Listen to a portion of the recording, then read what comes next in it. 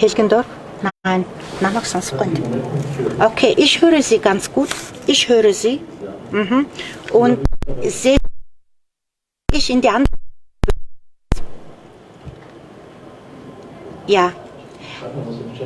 Aha, und machen Sie bitte sitzen und dann mache ich weiter.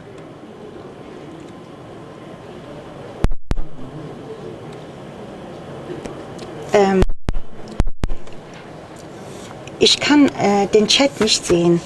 Okay, wir können nicht kommentieren. Би нөгөө чатыг харж болтгоо.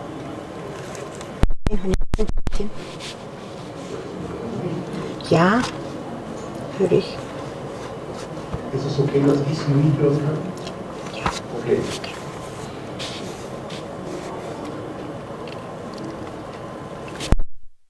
Echt hoch. Jetzt.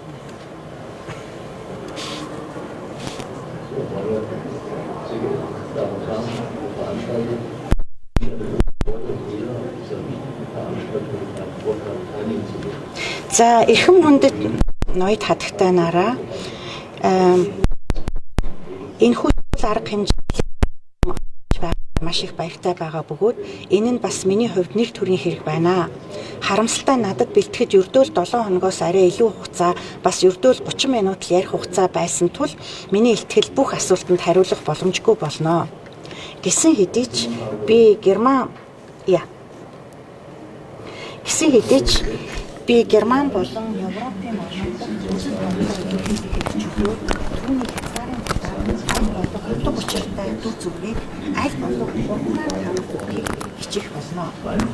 нийгмийн сүлжээнд дэх хүмүүс эрхтэн хамгаалтын тухай Монгол улсын шинэ хууль надад байна. Энэ бол олон чухал асуудлыг хүндсэн хууль юм. Гэхдээ би итгэлтэй зөвхөн олон нийтийн сүлжээгээр хязгаарлах биш, харин үзэл бодлоо илэрхийлэх эрх чөлөөг бүхэлд нь анхаарч үзхийг хүсэж байна. Би тантай ижил бодолтой биш ч гэсэн таныг энэ үзлээ цаашид ярихын төлөө би амь насаа эрсдэлд оруулахад бэлэн байна. Энэ бол ишлэл. Агуу соён гэгэрүүлэгч Волтер Тамаарх эдгээр үгс нь улс төрийн үзэл бодлоо илэрхийлэх эрх чөлөөний үндсэн санааг нэгтгэн дүгнэж байна. Түүнээс хойш үзэл бодлоо илэрхийлэх эрх чөлөөг олон улс орнууд өөрсдийн үндсэн хуулиндаа тусгасан. Тухайлбал Холбооны бүх найрамдах Герман улсын үндсэн хуулийн 5 дугаар зүйлийн нэгдэх хэсэгт хүн бүр үзэл бодлоо үг, бичиг, зурган хэлбэрээр чөлөөтэй илэрхийлэх, түгээх, нийтлэг хүртээмжтэй их сурвалжаас мэдээллийг саадгүй авах хэрэгтэй. Хэвийн эрх чөлөө мөн радио, киногоор дамжуулан мэдэх эрх чөлөө баталгаажсан цензур байхгүй. Гэхдээ мөн энэ үндсэн хуулийн 5 дугаар зүйлийн 2-тоо л үзэл бодлоо чөлөөтэй илэрхийлэх эрх чөлөөний хязгаарыг дурдсан байдаг. Үзэл бодлоо илэрхийлэх эрх чөлөө нь ерөнхий хуулийн заалтууд, залуучуудыг хамгаалах эрх зүйн зохицуулалт, хувь хүний нэр төр, алдар хүндтэй холбоотой эрх зүйн зохицуулалтуудаар хязгаарлагдана гэд. Мөн эцэст нь 5 дугаар зүйлийнхээ 3 дугаарт нь урлаг, шинжлэх ухааны эрх чөлөөг баталгаажуулсан. Урлаг ба шинжлэх ухаан, судалгаа, сургалт нь чөлөөтэй. Гэсэн хэдий ч бас яг энийхээ хязгаарыг шууд ард нь бичсэн байгаа. Эрдмийн эрх чөлөө нь үндсэн хуульд үнэнч байхаас чөлөөлөгдөхгүй. Бусад хязгаарлалтууд нь бусдын эрхээс үүдэлтэй бөгөөд үүнийг урлаг шинжлэх ухааны эрх нуршилгүйгээр зөрчих ёсгүй юм а. Эдгээр зарчмууд нь харилцаа холбооны бүх хэлбэрт тэр дундаа интернет болон нийгмийн сүлжээнд хамаарч байна. Үндсэн хуульд заасан үзэл бодлоо чөлөөтэй илэрхийлэх эрхийг олон янзаар тайлбарлаж болох нь ойлгомжтой. Германы холбооны үндсэн хуулийн шүүх эртнээс маш өргөн хүрээтэй тайлбарыг сонгосон бөгөөд нэг талаараа үзэл бодлоо илэрхийлэх эрх чөлөөг бусад үндсэн эрхүүдээс дээгүүр тавьж үзсэн. Алдарт Лютийн шийдвэр гэж нэг байгаа. Шүүх үзэл бодлоо илэрхийлэх эрх чөлөө нь чөлөөт ардчсан төрийн дэг журмыг бүрдүүлэгч бүх зүйл юм а. Учир нь энэ нь түүний амин чухал хэсэг болох байнгын оюуны мэтгэлцэн үзэл бодлын тулааныг хийх боломжийг олгодог гэж томьёолжээ. Энэ нь тодорхой утгаараа бүх эрх чөлөөний үндэс юм. Би одоо энэ ишлэлийг дуусгалаа.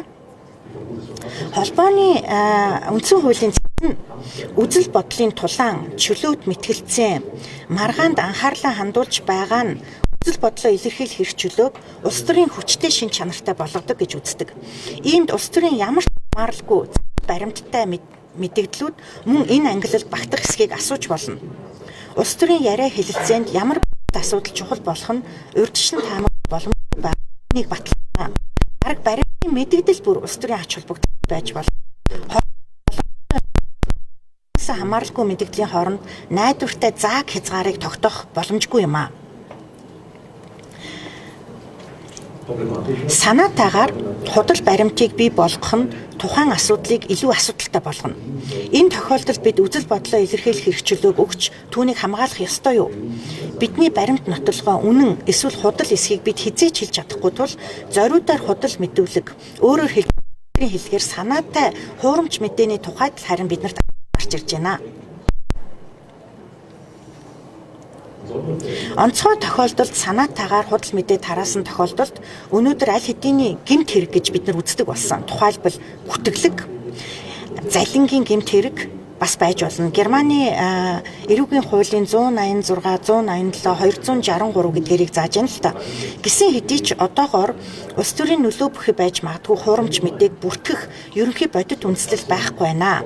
Эцсийн эцэст гэмт хэргийн шинжиг хүчгсэн бодит мэдээллийг зориудаар худалд хараавал энэ үйлдэлийг үндсэн хуулийн 5 дугаар зүйлийн нэгдэх хэсэг заасан үзэл бодлоо илэрхийлэх хэрэгчлөөг хамгаалах хүрээнээс хасна гэвэл үүнийг зөвтгөж байгаа олон зүйл бас байна. Түүнчлэн худал мэдүүлгийн улмаас учирсан санхүүгийн хохирлыг иргэний хуулиар хариуцаж хохирлоо барагдуулах боломжууд бол бас байгаа.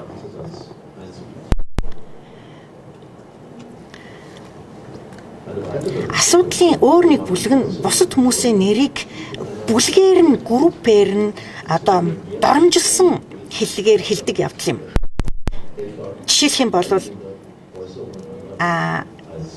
төмс негрүүд гэдэг юм уу тийм ээ, тиймэрхүү үндэслэгүйгээр хувийн үзэл бодлоо хэлдэг явдал. Эндээс бид нар үзэн ядсан яриа хэллэгийг гаргаж байна. Германы үндсэн хуульд ийм мэдээллийг үзэл бодлоо илэрхийлэх хэрэгчлөөг хамгаалахаас хассан байдаг. Миний бодлоор би энийг зөв гэж үзэж байна. 5 дугаар зүйлийн 2 түрүүний хэлсэнчлэн үндсэн хуулийн Германы үндсэн хуулийн үзэл бодлоо илэрхийлэх хэрэгчлөө бүр суурь тавьсан боловч хувийн нэр төрх асуудлаар энэ хязгаарлагдана гэж хэлсэн байгаа.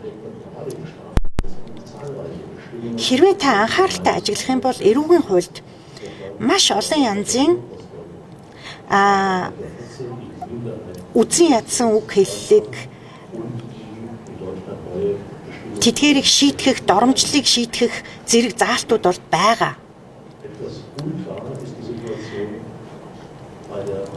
Гэхдээ энэ асуудал бас өөр амьдрал дээр өөр асуудлууд дээр асуудал болж байгаа юм бол амаар болон дохио зангаагаар бэлгийн дарамт үзүүлэх хэлбэрүүдийн нөхцөл байдал одоохондоо тодорхойгүй байна.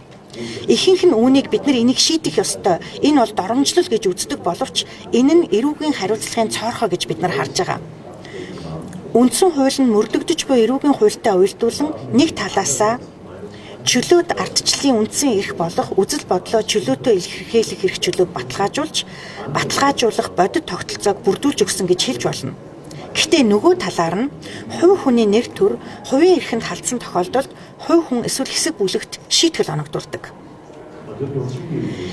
Нэр төр гэдэг ойлголтод хуучирсан зүйл байдгийг хүлээн зөвшөөрөх хэрэгтэй. Цус ба нэр төр гэдэг яриа бүр нөгөө эдний сахалтын үед нь хамгийн хэрэглэгддэг нэр томьёо байсан юм байна. Гэтэл нөгөө тэгүр энэ нэр төр гэдэг үг нь өнөөдөр хүн болгонд инх таймнаар зэрэгцэн оршиход чухал ач холбогдолтой хэвээр байгаа бөгөөд хүндэтгэл бүр хамгийн бага хүндэтгэл нөгөө хүний хүндэтгэх хамт амьдрах үндсэн зарчим юм а энэ хүндэтгэл гэдэг бол бусдын танаас хүлээсэн хүлээлтийг биелүүлж эсвэл давснаар хүн хүндэтгэлийг олж авдаг. Гэхдээ бусдын хүлээлтийг хангаж чадахгүй байгаа хүмүүс ч гэсэн тухайлбал тэднийг хангаж чадахгүй байгаа тул элэг нэгт хүний хувьд хамгийн бага хүндэтгэлийг ч гэсэн хүлээх ёстой. Хүний эрхэм чанар гэдэг нь хүн бүрийг тэр байтугай хамгийн өрөвдөлтөө ч гэсэн өөр зүйл мэт хандаж нэр төрийг хүндэтгэх явдал юм. Нэр төр гэдэг нь биений юм зайлшгүй шаардлагатай наад захын шаардлага гэж ойлгож байгаа бол энэхүү хүндэтгэлийн наад захын шаардлагыг зөрчсөн тохиолдолд эрүүгийн хуулиар доромжлол үүсдэг. Энд үзэл бодлоо илэрхийлэх эрхчлөөнд доромжлоор бид нар хязгаарлалтыг болгож өгнө. Холбооны бүх найрамдах Герман улсын иргэний нийгэмд цахим ертөнцөөр доромжлыг ажиглаж мэдээлдэг тийм байгууллагууд байдаг. Эдгээр нь ихэвчлэн хувь хүмүүс, ихэвчлэн эрдэмтдтэй хамтарч ажиллаж байгаа тийм байгууллагууд, сайн дурын байгууллагууд. Ихтэй сургуулиудын үзэл бодлоо илэрхийлэх эрх чөлөө, академик эрх чөлөөнд занал хийлж буй занал хийлийг эсэргүүцдэг эрдмийн эрх чөлөөний нийгэмлэгүүд бас байдгийг бас хэлж болж байна гэж байна. Ерөнхийдөө Германд, Европын бусад орнуудад ч гэсэн үзэл бодлоо илэрхийлэх эрх чөлөөг хязгааргүй гэж баталгаажуулдаггүй. Харин түүний эсрэгээр хувь болон олон нийтийн асуудлууд үзэл бодлоо илэрхийлэх эрх чөлөөг хязгаарладаг. Энэхүү журмыг хүн амын дийлэнх олонх улс төрчид ч гэсэн өнөөдөр хүлээн зөвшөөржээ. За ингээд би эцлийнхээ 2 дугаар хэсэг рүү очие. Америкийн талаар жоохон ярих гэж. Америкийн нэгдсэн улсад Канадаас ялгаатай нь үг хэлэх, үзэл бодлоо илэрхийлэх эрх чөлөөнд ямар ч хязгаарлалт бараг байдаггүй. Энэ нь ихэвчлэн бүр 1791 оны анхны нэмэлт өөрчлөлтөөр зөвтгөгдөг бөгөөд Конгресс ямар нэгэн шашин өгөх эрх чөлөөг бий болгох, хязгаарлах, үг хэлэх, хэвлэл нийтлэх эрх чөлөөг хязгаарлах, эсвэл бусад хүмүүсийн эрхийн тухай хууль гаргах гэж заасан байдаг. Ард түмэн тайван замаар цуглаж засгийн газарт гомдол мэдүүлэх эрхтэй. Германы үндсэн хуулийн нэгэн адил үзэл бодлоо илэрхийлэх эрх чөлөө нь зарчмын хувьд шашин шүтэх, хэвлэл нийтлэх, цуглаан хийх эрх чөлөөтэй ижил түвшинд тавигддаг. Гэхдээ үзэл бодлоо илэрхийлэх эрх чөлөөний улс төрийн талбарт анхаарлаа хандуулж байгаа нь Америкт тодорхой. Үндсэндээ мэтгэлцэх эрх чөлөө, төр засгийг шүүмжлэх эрх чөлөөг хамгаалах явдал юм а. Тиймээс Америкийн нэгдсэн улсын Америкийн хууль зүйн уран зохиол нь үзэл бодлоо илэрхийлэх бүрэн эрх чөлөөгөөр хамгаалагдсан.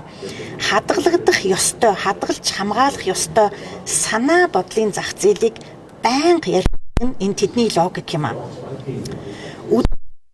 Илэрхийлэх эрх чөлөөний талаарх Америкийн энэхүү маш өргөн хүрээний ойлголт нь зөвхөн Америкийн нэгдсэн улсад нөлөөлдөггүй.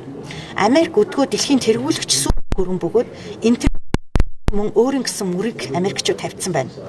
Интернетэд Америкийн нэгдсэн улс Америкийн үнэт зүйлс ноёрхоод байна гэвэл хэтрүүлэг болохгүй. За энэ интернетээр болж байгаа бүх үйл явдлыг бид нар ажиглаж байна. Жишээлх юм бол тэр 2005 оны Дайны Мухаммедийн хүүхэлдэйн хамнууг тараасны дараа дэлхийд даяар гарсан замбраагүй байдал, мөн 2005 онд болсон интернетэд гарсан зургуудын эсрэг террорист халдлага халдсан зэрэг бүх зүйлүүдийг бид нар ярьж байна. Америкийн нэгдсэн улсын хууль зүйн мэдэгдэл нь хууль зөрчсөн эсвэл хүчирхийлэлд шууд хүргэх эрсдэлтэй тохиолдолд үзэл бодлоо илэрхийлэх эрх чөлөөг хязгаарладаг. 1969 онд Америкийн нэгдсэн улсын дээд шүүхийн шийдвэрийн дараа үүнийг ихэвчлэн Бранденбургийн тест гэж нэрлэсэн. Нэхэмжлэгч Кларенс Бранденбург гэдэг нөхөр орон нутгийн Куклус кланы удирдагч хүчирхийлэл хорлон сүтгэх ажиллагааг өдөөн хатгаж улс төрийн дарангуйл руу хүргэсэн. Тэгээд тэрнийг Ohio мужийн хуулийн дагуу $1000 торгоод шоронд орчихсон. Энэ хууль нь үг хэлэх эрх чөлөөний зарчмыг зөрчсөн учраас шүүхэн үндсэн хууль зөрчсөн гэж үзсэн. Үг хэлэх эрх чөлөөг хязгаарлахыг зөвхөн тухайн зүйл хууль бус үйлдэл хүчирхийллийг шууд өдөөж болох үз. Цитат: уг удахгүй гарах хууль бус үйлдлийг өдөөн турхирч өдөөхөд чиглэгдсэн. Эсвэл ийм үйлдлийг өдөөн турхирч өдөөх магадлалтай бол Кларенс Бранденбургийг цаадгсан тохиолдолд зөвшөөрнө гэд. Ингээд энэ нөхрийг шоронгоос нь сулсан. Иймэрхүү үг хэлэх, үзэл бодлоо илэрхийлэх эрх чөлөө нь Европын өнцгөөс харахад Америкийн нэгдсэн улсад мөн Их Британд байдгийг доромжлын халдлагаас хувийн эрхийг маш сул хамгаалахад хүргэдэг. Энэ нь ялангуяа нийгмийн байр суурь нь сул хүмүүсийг доромжилсан тохиолдолд мэдэгдэхүйц илэрдэг л дээ гэж байна.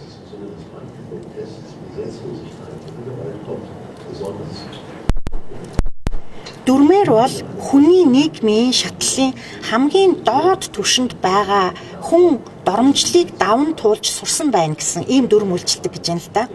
Ийм хууль эрх зүйн биднэрт ойлгомжтой. Тиймээс олон жилийн турш Америк, Их Британд бүх хүмүүсийг харилцан хүндэтгэх тодорхой стандартыг хууль ёсны дагуу биш юмаа гэхэд ядаж нийгмийн төвшөнд хамгаалах зорилготой нийгмийн эсрэг хөдөлгөөнүүд өрнөж байгаа нь гайхах зүйл биш юм гэж үзсэн байгаа. Энэ хүрээнд тухайлбал үзэн ядалт. Улс төрийн зөвшөлтлийн тухай мэтгэлцээ. Эсвэл бэлгийн харилцааны эсрэг хууль тогтоомжийг боловсруулалтыг би хамааруулж үзэж болж байна. Ийм зүйлүүдийг бид анханасаа сөрөг байдлаар дүгнж ерөөсө болохгүй. Эдгээр нь үзэл бодлын эрх чөлөөний үр дүн бөгөөд энэ нь ядаж Европын үзэл бодлоос хит өргөн хүрээнд ойлгогдож мэтгэлцээ шүүмжлэлийн эрх чөлөөг хамгаалахаас хамаагүй холоор давж гарсан бөгөөд юуны түрүүнд хүмүүсийг сул дорой байдалд оруулж цөөнхөн хамгаалалтгүй үлддэг. Америкийн ийм проблемуудыг одоо энэ үзэл бодлоо илэрхийлэх эрх чөлөөний проблемуудыг үүдэлтэй асуудлуудыг интернет тэр дундаа нийгмийн сүлжээнүүдэд нь бүр их ажиглагдаж байна. Яг тэгэхээр Америкт болж байгаа бүх үйл явдал нь эргээд галыг хурдасгахч мэт харагдаж байна. Өмнө нь зөвхөн цөөн бүлэгт хадгалагдж байсан доромжилсон урам зоригтой сэтгэлийн доор одоо нэг товчлуур дарснаар дэлхийд даяараа бид нар энэ өөрийнхөө комментуудыг илгээх боломжтой болж байна. Интернетээр дамжуулан харилцаа холбооны даяаршил манай нийгмийн соёлын талт байдал нэмэгдэж байна. Интернетээс өөр соёл, иргэншилтэй хүмүүстэй танилцуулах 30 жилийн өмнө байна. Ийм учраас гомдсон хөндлөлийн хэл яриа өнөөдөр улам их болоод хүмүүс тухай ярьж байна. Тийм учраас бид нар бас бичгийг хэл ярианы хэл болоод бичгийн хэл дээр асуудлууд гарч ирж байна.